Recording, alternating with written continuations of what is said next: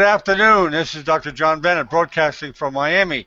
We have here today the honor of having John Byler, a traumatic brain injury patient supporter and writer. He wrote a book called You Look Great on Amazon about the journey of someone recovering from traumatic brain injury. And we're also joined by Shannon. Let's say hi to Shannon first. Hi, Shannon. Hello. How you doing? And you're a traumatic brain injury supporter who we just interviewed, correct? Yes, sir. Okay, we'll see that on YouTube. Okay, John, welcome back. Thank you, John. It's a privilege to be here. I'm surrounded by some wonderful credentialed neurosurgeons, and it's an honor to be here, especially representing my slice of it, which is the survivor. I didn't have to go through neurosurgery. I do have a presentation, and should I just go ahead and go on to Sure. my presentation now? Okay. Okay. Do you want to talk a little bit about who you are, where you are, or is that in the presentation? It's actually in the presentation. Okay, that's fine. So that's fine. yeah. So what you see here is a picture of my book. You Look Great. It's strategies for living inside a brain injury. It's not a memoir. It's really the best of what I learned at Spaulding Rehabilitation Hospital in Boston, which is a Harvard Medical School teaching hospital. And the picture I chose was a friend of mine sent this to me, and it's something every author wants to see, is a well-marked, well-used copy of the book. Mm-hmm. So just to start it off, a piece of brain tissue the size of a grain of sand contains 100,000 neurons and 1 billion synapses, all talking to one another. As far as I'm concerned, NASA can have Mars, because neurotrauma rehabilitation is the next great frontier. Here's a sample of statistics, and okay, John, I'm sorry to interrupt, John. You're still on the first slide. I'm on the first slide? Yeah. Sometimes we have a little problem with the see if you can move. You got to kind of click on the slide with your mouse. Oh, okay. Okay. So I don't know if you remember we did. There you go. Okay. Okay. There we go. I'm gonna not go full screen then, if that's okay. I'll just do it like this. That's fine. Okay. I think that's where the problem was. Okay. Yeah. So NASA can have Mars because neurotrauma rehab is the next great frontier. Okay. So are we tracking that? Yes. Okay. So this is just some statistics that I've grouped together, the brain-oriented ones, and as you see, a lot needs to be done with restoring brain health. And here's another way of looking at it. Traumatic brain injuries account for about 1.5 million. So Hippocrates, the father of medicine, some say, men ought to know that from nothing else but the brain come joys, delights, laughter and sports, grief, despondency, and lamentation. And you'd think we'd take better care of it. I'll just touch on the subject of football before I get into the rest of it. This neurologist tested the brains of 79 ex-NFL players believed to have brain damage. She found it in 76 of them. This I saw in a grocery store, and I was appalled, frankly, because we have to help our children choose their heroes. And this cage fighting takes boxing to another, more barbaric level. And I just want us to be aware that the brain health is all around us, and opportunities to stand for brain health. This was a cartoon I would share. I won't lie, it doesn't look good. And there's the Grim Reaper at the other end of the ring. As far as my story goes, I was in a car accident about 10.5 years ago, hit from behind. My middle son, Andrew, was with me. He broke 3 vertebrae in his back and still lives with pain. And I am still recovering from my traumatic brain injury. But I did have very good help, as I said. Spaulding, the Harvard connection. And then before I finished my book, about a year before, I finished it at the end of 2011, but I had been asked to be on the board of the Brain Injury Association of Massachusetts, so that there was a voice of the injured on the board, and that's been a wonderful experience for me.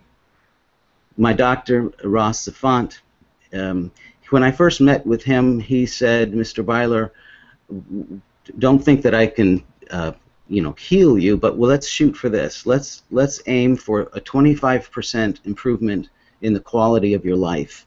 And so I signed up for that because my life was extremely miserable at the time.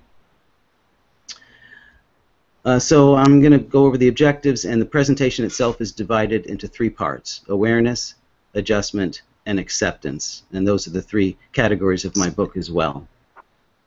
My objectives are simply to describe what I'm calling the brain injury recovery team model, which is an interdisciplinary approach to neurotrauma rehabilitation involving the medical team and a therapy team.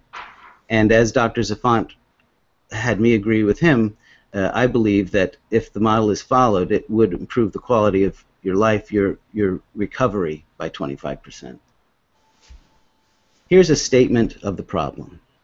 If the patient doesn't have a great vocabulary, basically the patient is saying, "I should feel terrible." And any attempts to treat the patient are often blinkered and random. And to save time, the doctor often leads the witness. Are you depressed? Are you feeling anxious? And what I point out in the book is that there's a big difference between clinical depression and sadness, between clinical anxiety and nervousness, and out come the pills. And at a minimum, the model will help create a checklist before resorting to pharmaceutical solutions, because they can be a slippery slope and very hard to get your brain back to the chemistry that it was born with and it is used to.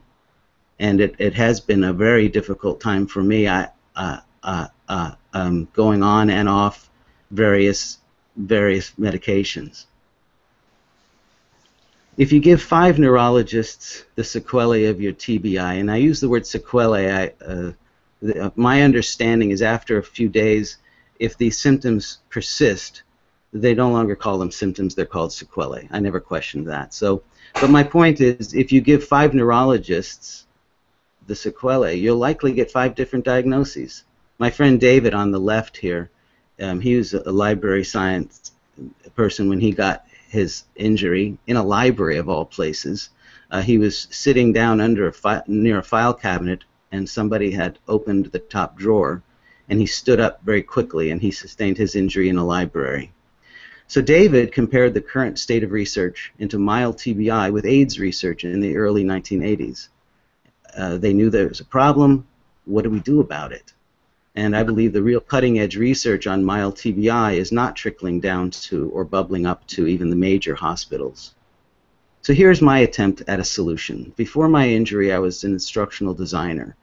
And in the first year of my recovery, I couldn't talk very clearly at all. I cried a lot, and I was depressed and slept a lot. And so but the instructional designer in me paid attention to what Spaulding was doing with me. And so I created this model, which I'll explain. It systematizes options that doctors often leave unexplored. It helps them make referral decisions deliberately. And it gives patients and caregivers a better understanding, a roadmap of what lies ahead in their recovery process. So that's where we're headed. Are there any questions before I launch into awareness? Okay, I'll just plow on. All right, well set, Sean. What's that? No questions so far. Okay. So awareness. My eldest son is a filmmaker, and if you go on YouTube and type in "You Look Great" and my name Byler, you'll see some of the short films that he's done.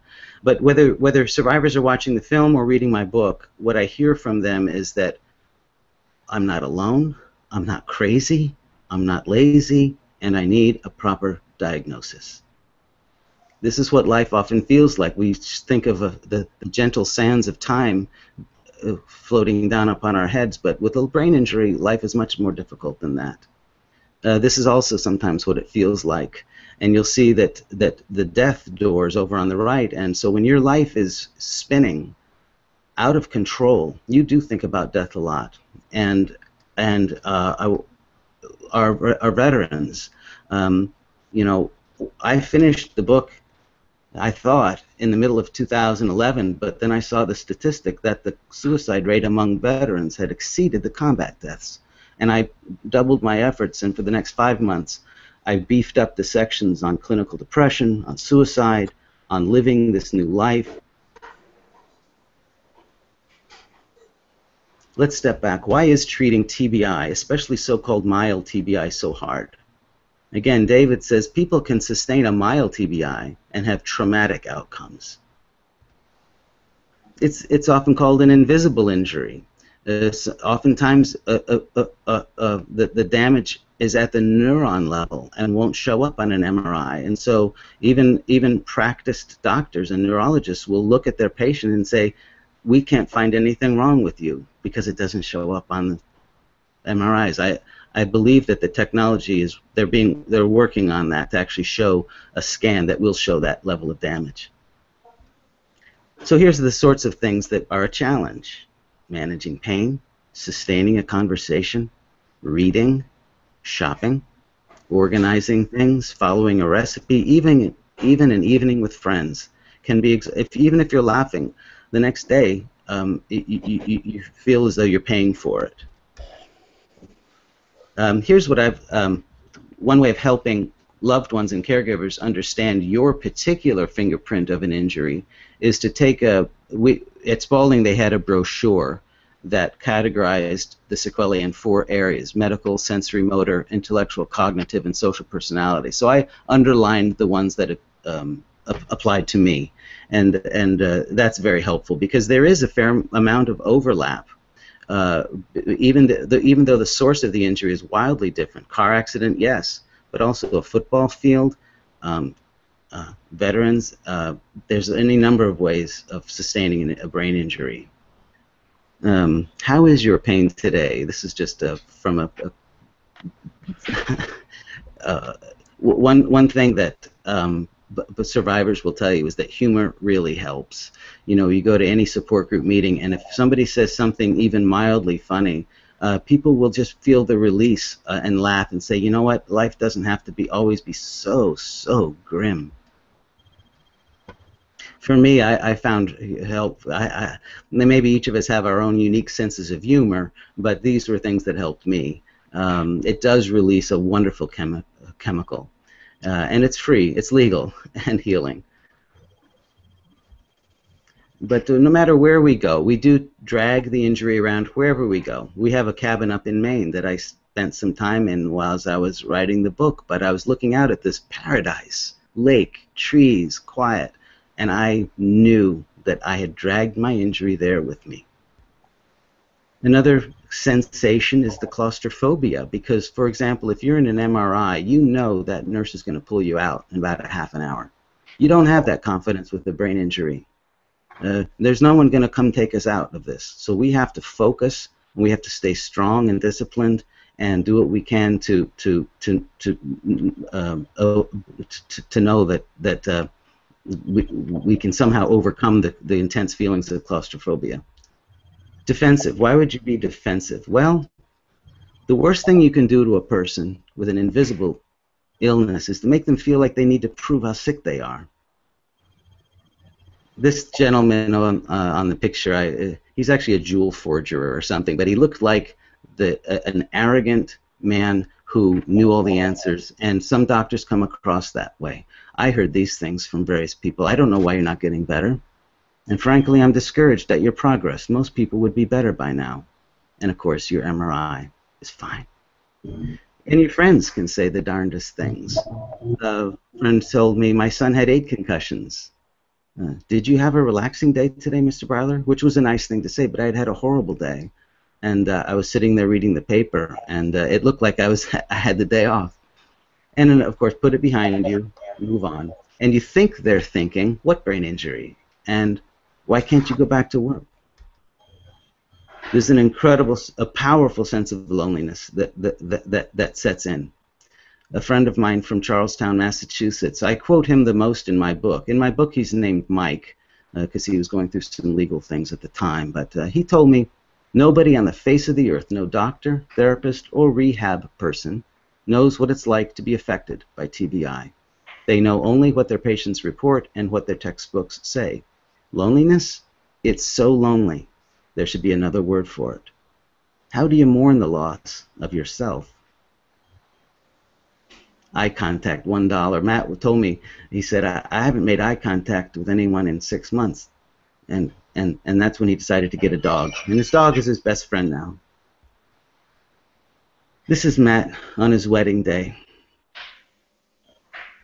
This is Matt last year. A friend of mine, Elizabeth, from New York City, just offered some illustrations for my book. This one came out after the book came out, but this is her take on depression. And this is in the book. You see here just a woman who is lost. There's an eye, perhaps representing hope, and she's holding on to a pendant of love. Loss of self. So the awareness section was when it's starting to really set in that you're changed and you don't know what to do next. Adjustment is all about the focus will be on the brain injury recovery team model. I think I'll take a quick drink of water. Are there any questions about the awareness? John, I just want to introduce a couple of Dr. Victor Hugo Perez from Mexico City. He did a presentation today on an impromptu on neuroanatomy. Excellent presentation. Victor, this is John Byler. He's the author of a book on traumatic brain injury from the patient's viewpoint. And also this is Shannon to your right. And we have also another arrival. Hello, could you introduce yourself, please? Hello, I'm Helen. I'm a retired nurse of 40 years with the concept, pretty much it seems like the whole world is stressed out that we're all brain injured. Oh. And I am just trying to figure out how to build a new paradigm, which Shannon knows I call the woman. I'm one of the 8 pilot projects in the Global New Man, which is a mutual aid network. Okay. And I'm advocating for the development of the wellness-oriented mutual aid network where we can use technology to be supportive of each other and develop the checklists for health and wellness to be local to global, helping individuals, families, work sites, really a whole new paradigm. The things that aren't covered by insurance, like John said, humor is not covered, all of those kinds of things. Play therapy is not covered. Okay, very good. Welcome. And Victor, could you introduce yourself, please? Yeah, hi, nice to meet you. I'm from Mexico City. I am a brain surgeon, and also I did a skull-based surgery research fellowship about 23 years ago in Detroit, Michigan, and I am really happy to see you, to know you, and to participate in this interesting course. Nice to meet you. Oh, great. Thank you, Doctor. Yeah, this is okay, John. Okay, I'm going to plow on then. Welcome, everybody. Adjustment. To have and have not. Seen as a whole person, a TBI patient's condition and course of treatment must account for the interdisciplinary nature of a brain injury. Rehabilitation interventions have as much to do with recovery as medical ones. And here's the model at a glance, and I'll walk us through each briefly. Again, it serves as a checklist. Before jumping to the pharmaceutical solution, I urge every survivor to have these areas checked first. Endocrinologist, when doctors saw my MRI, they did not see any damage. But when I went to see an endocrinologist, he put the same MRI up on a light box, and he went right to the pituitary gland. He said, I don't like the looks of that.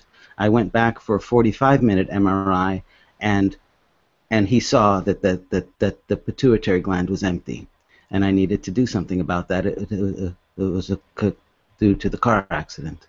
A neuropsychiatrist, as we said, the invisible injury, therefore we need to find ways to quantify the injury. And this is a great way of beginning to quantify where your deficits are.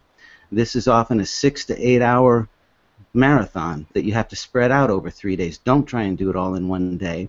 And just as an MRI takes pictures from from so many angles of your brain, so does a neuropsych test. It will test spatial reasoning, logic, vocabulary, what shape comes next, all kinds of things. I urge you to get a neuropsych exam done. I'm sorry, that's the neuropsychologist. The neuropsychiatrist is distinguished from a psychiatrist because it pays special attention to the damaged brain. The neurooptometrist, my understanding is there are only about 400 of them in the United States, far different from an optometrist. The neurooptometrist has a thorough background and training in how brain damage can affect the optical nerves, and many people do experience differences in vision after their injury. A psychopharmacologist, that kind of speaks for itself. A sleep study, that's one of the more obvious reasons you feel so terrible. Make sure that you get that sleep study done. They might decide you're not getting any REM, which is when the brain heals itself, and they might decide you need a CPAP. That's a relatively straightforward fix, and that will at least help you feel less miserable. Vestibular testing. One of the case studies in my book is of a fireman who, the irony of his injury is he can't get on the ladder anymore because his balance is off. Now that's an area where he and I don't have an overlap. I don't have vestibular problems. But this is my first take at the medical list. Get these things checked out. The medications. This book, I don't read much anymore, but I couldn't put this book down. He had Dr. Carlott. You can find him on LinkedIn. He has a private practice in Newburyport, Massachusetts, my old home state. He's very forthcoming about the conflict of interest between the prescribing doctor and various perks from pharmaceutical reps and the danger and the traps of that, and how talk therapy is becoming a lost art and science. If you're a business person and you have a private practice, it won't take long to decide that you could see 4 patients in an hour if you're just prescribing and say, come and see me in a month or 3 months and tell me how it's going, instead of spending 1 hour with one patient and try to get to the root of other reasons why they might feel so terrible.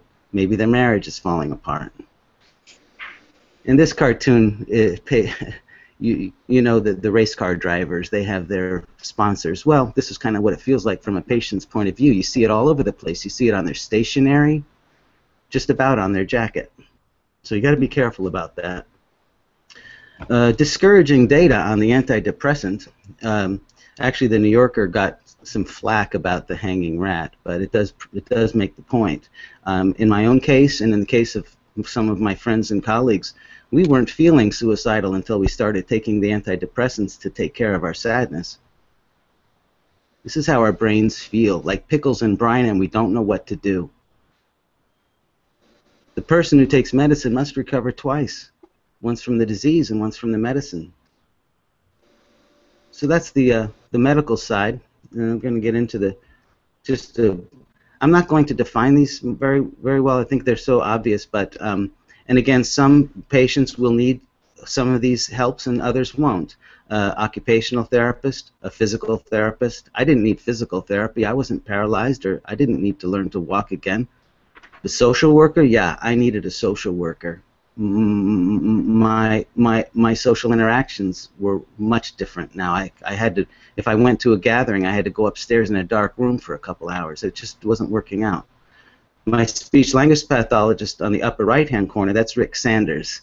He was my most valuable player. He helped me put my speech back together again, and I'm grateful. And he invited me to come speak to his graduate school classes, and that's really the genesis of the book. I had a presentation, and I had ample time for Q&A, and I really got at what the grad students really wanted to learn more about. And then there's the vocational rehabilitation counselor.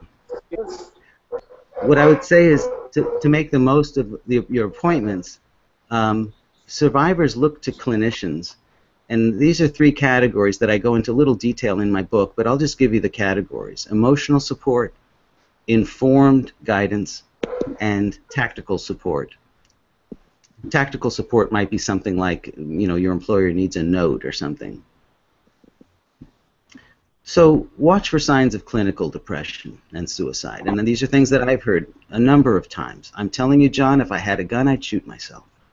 I said, you know what, you've told me that 4 times now. He didn't even realize he had told me that 4 times. And other things you hear quite a bit. I just want to disappear. I've said that too.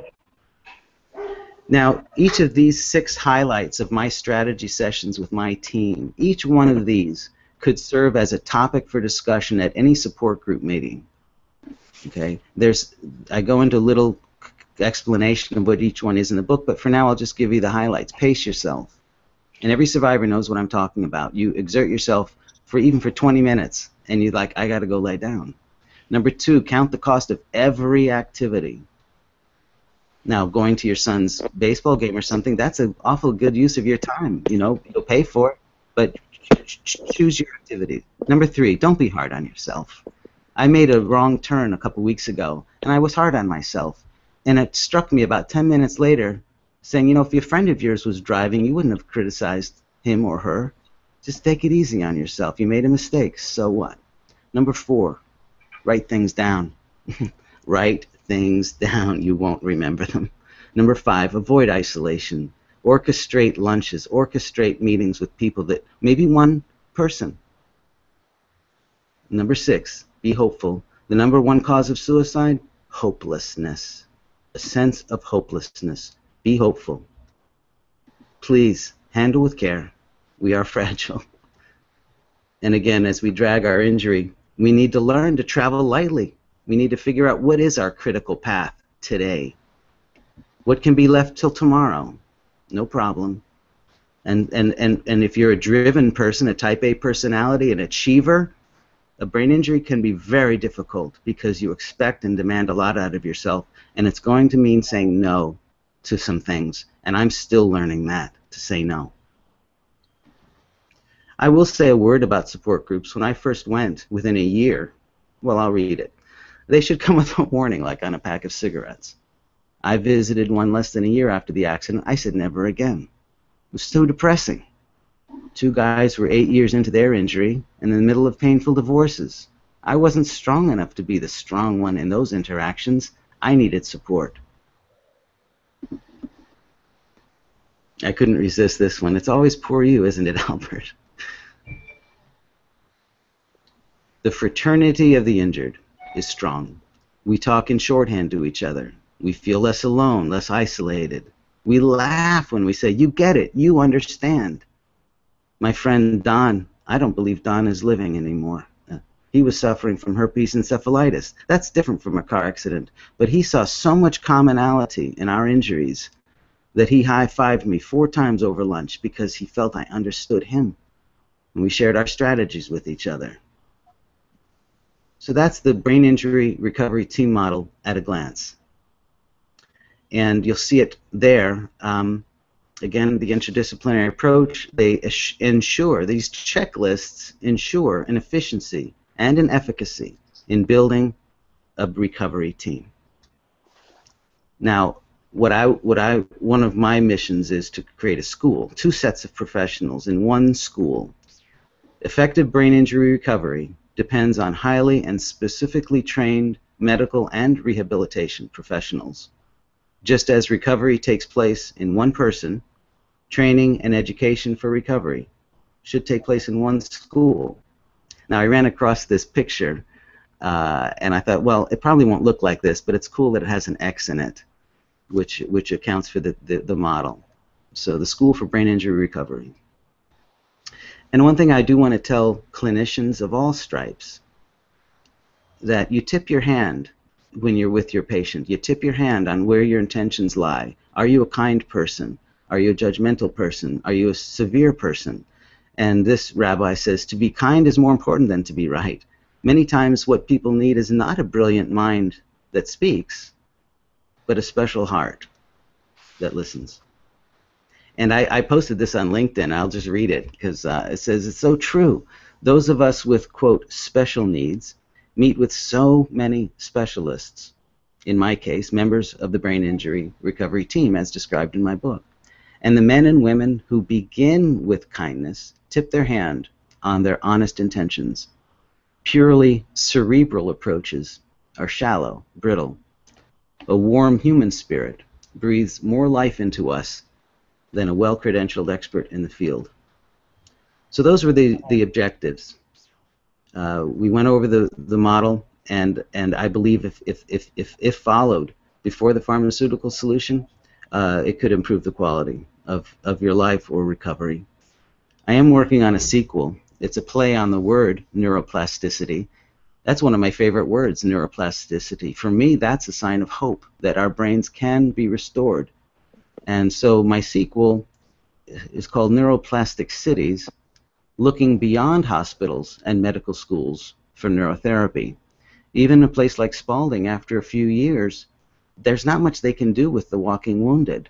You start being denied access to members of your team, and you're really on your own, and you find that you're learning a lot at support group meetings. Here's a new slide, John, and it kind of ties together what I'm trying to get at. Your brain injury, and I'm addressing my audience, the brain injury audience, your brain injury is as specific as your fingerprint, and so should your course of treatments be. Try them all. You owe it to yourself to create the multi-tooth key to your recovery. Again, a checklist. So I'm going to walk through a few therapies. Some I've tried, some I haven't. But I'm of the belief that you should try them, because some will work for some and some won't work for others, and if you try them all, you'll find the combination that works for you. For example, hyperbaric oxygen chamber treatments. I've heard nothing but good things about this. I've never had one. I don't qualify. I don't have glaucoma. So the more enlightened rehab centers will start offering these treatments. It'll all be figured into the cost, and we have to get Medicare to recognize it too. There are certain light boxes that emit certain lights that some people have had very good success with. I have experienced cranial sacral therapy. You know, if you can enrich somebody's life that day and say that feels good, that feels better, they're going to be less likely to want to take their life. So cranial sacral therapy is it starts with a massage on your scalp, and there's so many nerve endings on your scalp. I think people don't realize that. And even if you don't have a professional, have a loved one. Just give your scalp a nice massage for about 20 minutes. Back to Hippocrates, the father of medicine. Our food should be our medicine, and our medicine should be our food. That's what I believe. And here's just one of many number of articles out there. It's easy to Google brain health and nutrition, and the two words that jump out at me are neuroprotective and neurorestorative. And there are foods like blueberries that have these qualities, and so change your diet and pay attention to your brain's health, and don't eat junk, and drink a lot of fresh water. Nutritional supplements, absolutely. I don't know if you've heard of chlorella or spirulina, but these things are deep, rich, green supplements, far more nutrition than even iceberg lettuce. Fish and krill oil, probiotics, 5-HTP. My doctor has gotten me off of my pharmaceuticals, and he's very strict. I'm supposed to limit sugar, gluten, dairy even. No dairy for me. So I drink cashew milk instead. And he sent me an article that a handful of cashews will have the same effect as Zoloft or another similar antidepressant. So that's good enough for me. And don't now I do enjoy a glass of wine occasionally, so I'm not real strict about that. But it has been described to me as a neurotoxin. And walk, don't run, because running kind of jiggles your brain around. I mean, you can. I think it might be an individual thing. It doesn't help me. I walk instead of running. Music is big. The listening to it, the performing of it. I'm a guitar player, and specifically I play blues. And my music has improved because I play, I guess, more sincerely, more deeply. I pay attention to the notes more than I did before the injury. I would encourage everyone to pursue music in some way. Marijuana is getting a lot of attention. Even somebody as mainstream as Sanjay Gupta says it's irresponsible to not provide the best care we can, care that often may involve marijuana. Now here's some sample journal articles. These were in my book, which came out 4.5 years ago, so you can see the kind of work that's being done now. Endocannabinoids and traumatic brain injury. I mean, I won't bother reading them all, but if results bear out this grassroots anecdotal evidence, perhaps state laws on medical marijuana should be mellowed. It's certainly helping a number of veterans who are struggling with PTSD. You know, I heard on the radio, John, a couple weeks ago, I was on my way into Wichita, and there was somebody on NPR who called PTSD an untreatable condition. I recoiled. It's not untreatable. There are a number of things you can do with PTSD, even though it is severe trauma. Now, it did affect when I was on this medicine a couple of years ago, I lived in Colorado just to experiment with some things, and it did affect me in some ways, and some people thought that I had become an entirely new person. Asian therapies. Some people are reluctant to try a therapy that they can't pronounce, and so I would say we need to get over that and learn to pronounce things that have helped people for thousands of years. You know, Qigong has helped me. I haven't learned Tai Chi yet, but I grew up in Hong Kong as a missionary kid. And so from 62 to 68, I grew up in this city where I saw large groups of men and women of all ages performing Tai Chi together. It was beautiful, it was rhythmic, it was well balanced, and I'm looking forward to taking some lessons on that. Acupuncture, I took that for a while, and I couldn't really tell if it was a placebo, and every once in a while that needle did hit a nerve, and I found it kind of an unpleasant experience. So I'm not eager to go back to acupuncture, but it does help many, many people. Reiki, that has helped me. Reflexology is focused on the foot, and I've had 2 treatments done, both of them on the Isle of Wight, actually, off of England, and they helped me very much. Chinese herbology, I mean, there's so many things that they're doing with animals and plants that as far as I'm concerned, God made and has healing. They have healing qualities, and they've studied this, and we need to learn. We have a lot more to learn. Yoga, I don't do yoga, but many people have said that helps them as well. So more power to you. Faith, healing, and prayer, like Shannon said in her talk. Boy, if you weren't a prayer warrior before, you might become a prayer warrior, because that's just about all you can think about is God help me, God save me, God am I going to make it through today. I read a book about communion. In the Christian religion, we believe that when Jesus was crucified, he bore our sins and our infirmities, and so these are promises that we can claim, and we can believe that God loves us and God wants us to be healed. And so last year I was taking communion every day, and that was helping me as well. Dr. Caroline Leaf, if you've not heard of her, she's doing some really interesting work on the brain and actually neuroimaging of what negative thinking can do to the brain.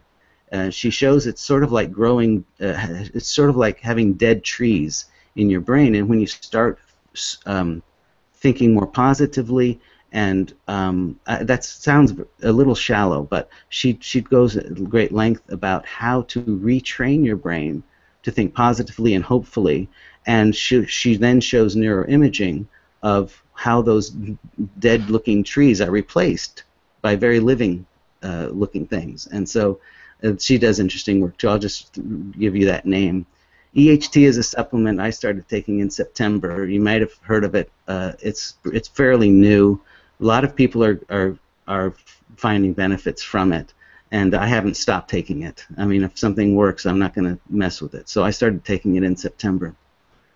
Cognitive behavioral therapy, super important. Wayne Gordon on the top right, and Theo Sadosis on the bottom right. I worked with Theo about 6 years ago at Mount Sinai Medical Center in New York. Very helpful, very helpful. It's the sort of things you can share with your survivor friends, like at a coffee shop, and on the back of an envelope, draw a model that will help them untangle certain things that are weighing them down. Extremely helpful for me. So this is kind of the woulda, coulda, shoulda. Next, this is in the psychiatry realm. Some of the most helpful therapy is that was then, this is now. That was then, this is now. That was your life, yes, but this is your new life. Make the most of it. And of course, who doesn't enjoy looking at a picture of a little baby pig? I mean, I'm not above that. I look at pictures of puppies and kittens, and it helps. So again, just to recap, your brain injury is as specific as your fingerprint, and so should be your course of treatments. Try them all. You owe it to yourself to create the multi-tooth key to your recovery. And I'll pause here and go to acceptance. That's the final stretch. Any questions before I move on to the end? Yeah, I have a question, John. I want you to, it's not so much a question, but I want you to expand on your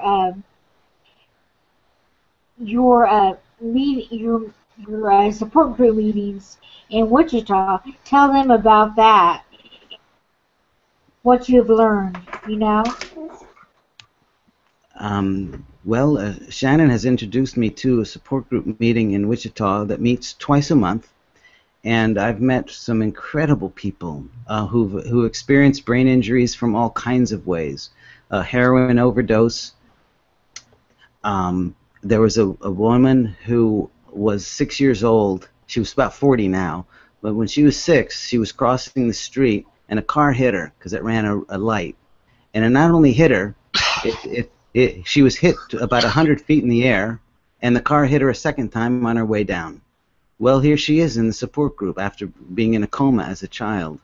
And so these support groups, Shannon, I think, one of the things that are so very helpful to those of us who attend is learning strategies from each other, and even just the physical presence of being in the same room, making eye contact with them, and basically saying, I'm here for you. How can I help? Oh, yeah. And we see that. We see people who themselves are survivors, but they've been in it longer. You've been injured since 1984. Yeah. 1984. So you bring a lot to the table at support group meetings. And people look at you and say, look at her. She's got a radio show. She's doing all these things, and the doctors were telling your parents that you weren't going to live. I know. And if you did come out of the coma, you wouldn't talk again, you wouldn't walk again. Not only are you talking, you've got a radio show. Yeah, and John, you were mentioning how depression, about you were depressed after the accident and all that. Well, when I in high school, like after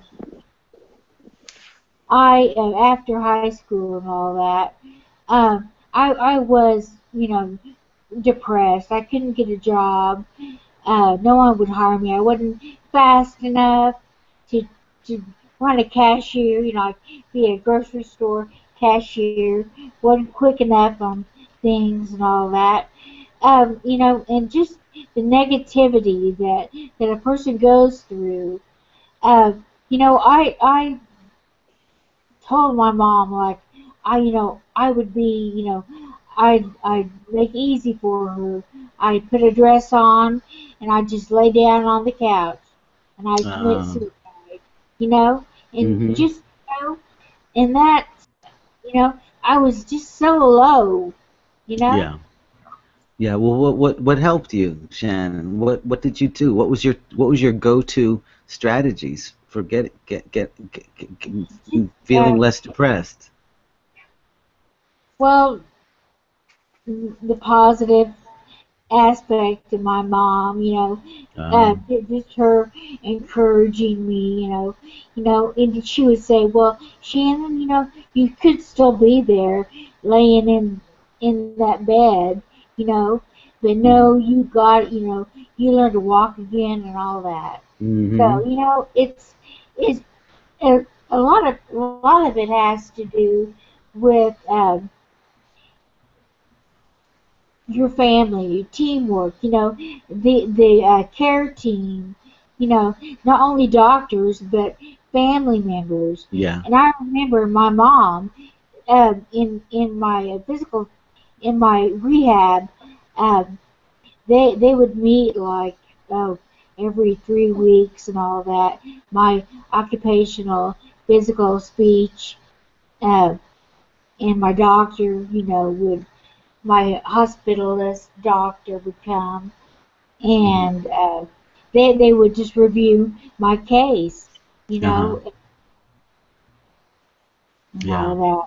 Yeah. So, but um, a person has to be, um, you have to be positive, Hmm. um, because, and I'm afraid that there aren't many people, out there that are given the situation that a TBI or brain injury, in the hospital, you know. Well, let me take an opportunity just to jump in here, and I'm sorry, Mhm. we're gonna have to wrap it up. I have another hangout, but I hope this is just the beginning because, like you've all alluded to, it helps to have support, and that recovery from brain injury is more than physical; it's a lot mental, and the team approach seems like a very valid approach. But I hope John and Shannon and the new arrival can use this platform of Hangouts to do exactly what we're doing right now, Hmm. talking, talking, talking about the team approach, talking about support, talking about the way the things that work for you. This is a wonderful platform. Before we close, Victor, do you have something to say to John and the group? Victor, Excuse me? do you have anything to Yeah. say to John and the group before we Yes. close? I've got to go. But No, only to say him that I want to felicitate him, to congratulate with with his conference.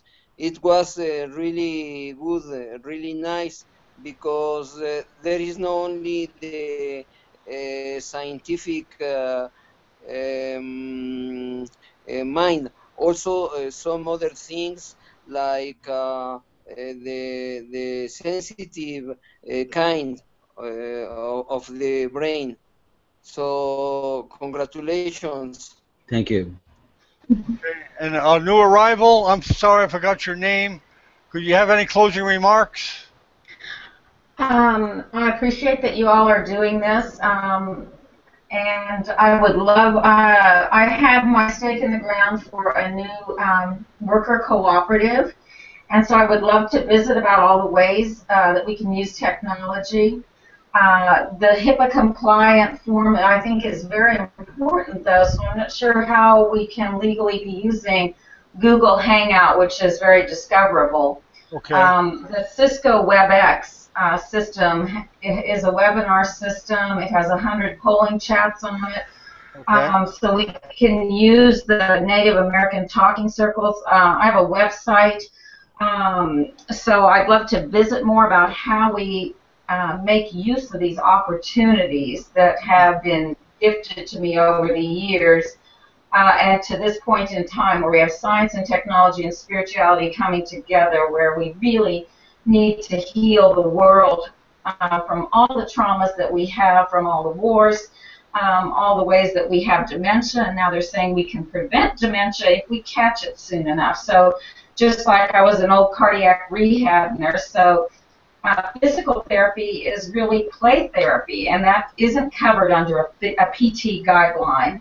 So I'm in the Association of Applied and Therapeutic Humor. There's many interdisciplinary things, but they're not connected. Everybody doesn't see how to put this new system together. So I believe that we have to work on the new system, that we have to have collaborative meetings, and I would invite you, Dr. Bennett, that knows the people in the neurological circles. How do we do this? And then John Byler just left my house last night. And Shannon just got us together. Now there is a gal out in San Diego that is a researcher, comes from a very interesting background.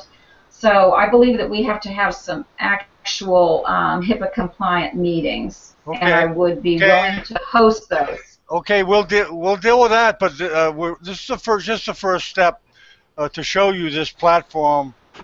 John knows about it, but it's certainly usable by anybody for support, whether it be medical education or patient support.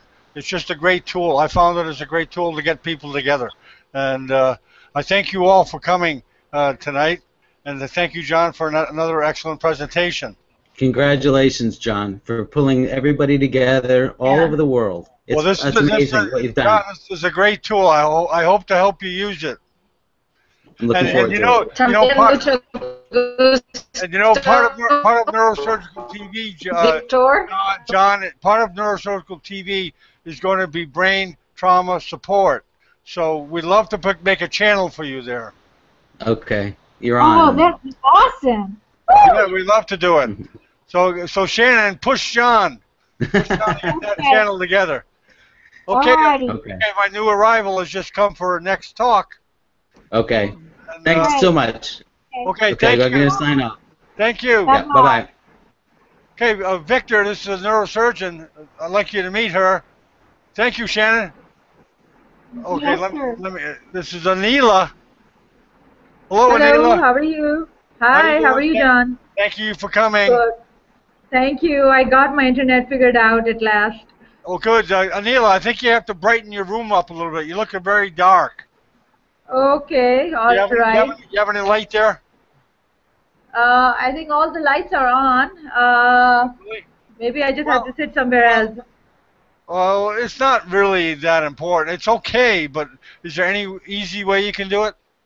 Yeah, I'll just move from this part to somewhere else. See if you can see turn the better. desk around. There you go. You look a lot better.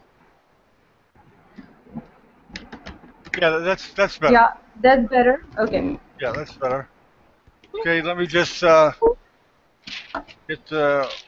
hold on here. Let me just get things together. Let me introduce you to some people. Well, I guess you'll meet during introductions. Hold on. Neela Darbar. John, my battery is dying. Hold on, I didn't even see that. I think I have to go get my charger. I'll be back in 1 second. Yeah, no problem. Okay. Hey, John, how do I get out of this?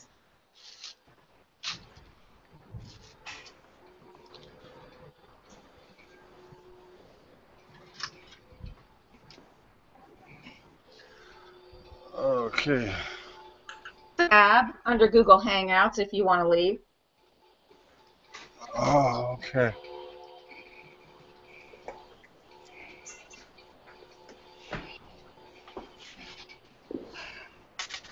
Oh.